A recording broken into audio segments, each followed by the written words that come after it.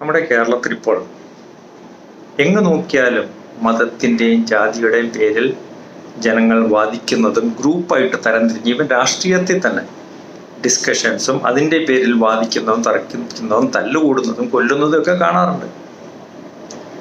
നമ്മളൊരു കാര്യം മനസ്സിലാക്കിയുള്ളൂ, നമ്മളിപ്പോൾ വിശ്വസിക്കുന്ന മതം നമ്മളിൽ അടിച്ചേൽപ്പിച്ചതാണോ നമ്മൾ സ്വന്തമായി തിരഞ്ഞെടുത്തതാണോ? സ്വന്തമായി തിരഞ്ഞെടുത്തതാണ് എന്ന് പറയാൻ എത്ര പേർക്ക് കേരളത്തിൽ പറ്റും?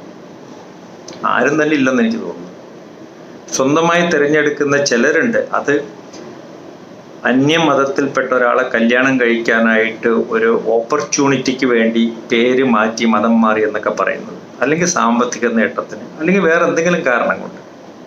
അല്ലാതെ എല്ലാ മതഗ്രന്ഥങ്ങളും പഠിച്ച് ഖുർആൻ, ഹദീസ്, Bible, Bhagavad Gita, Ramayanam, Guru Granth Sahib, Buddhist books ഇതെല്ലാം പഠിച്ചിട്ട് ഇന്ന മതമാണ് നല്ലത് എന്ന് വിശ്വസിച്ച് മതത്തിൽ വിശ്വസിക്കുന്ന ആരെങ്കിലും ഇവിടെ ആത്മാർത്ഥമായി ചിന്തിച്ചോ?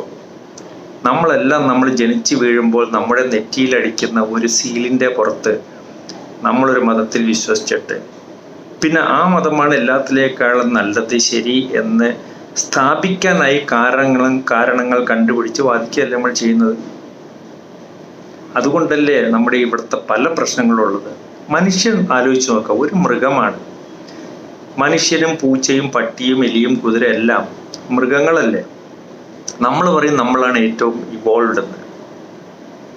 ഒരു രീതിയിൽ നോക്കിയാൽ നമ്മളല്ലേ ഏറ്റവും അധപ്പതിച്ചിരിക്കുന്നത്. മൃഗങ്ങൾ ജാതിയുടെയും മതത്തിൻ്റെയും പേരിൽ തല്ലുകൂടുന്ന കണ്ടിട്ടുണ്ടോ? മതവും ജാതിയും തെറ്റാണെന്നല്ല ഞാൻ പറഞ്ഞത്. പക്ഷെ നമ്മൾ മതത്തിൻ്റെ പേരിൽ തല്ലുകൂടുമ്പോൾ നമ്മൾ ആലോചിക്കുക, നമ്മളിപ്പോൾ വിശ്വസിക്കുന്ന മതം നമ്മൾ സ്വന്തം തിരഞ്ഞെടുത്തതാണോ അതോ നമ്മുടെ മേൽ അടിച്ചേൽപ്പിച്ചതാണോ? ബാക്കി എല്ലാ മതങ്ങളും നമ്മൾ പഠിച്ചിട്ടുണ്ടോ? മനുഷ്യനെയും മൃഗങ്ങളെയും ജീവികളായി കാണാനുള്ള ഒരു ബുദ്ധി, ഒരു മനസ്ഥിതിയും നമുക്ക് വികസിച്ചിട്ടുണ്ടോ? ചിന്തിച്ചു നോക്കാൻ വേണ്ടി പറയുകയാണ്. Thank you.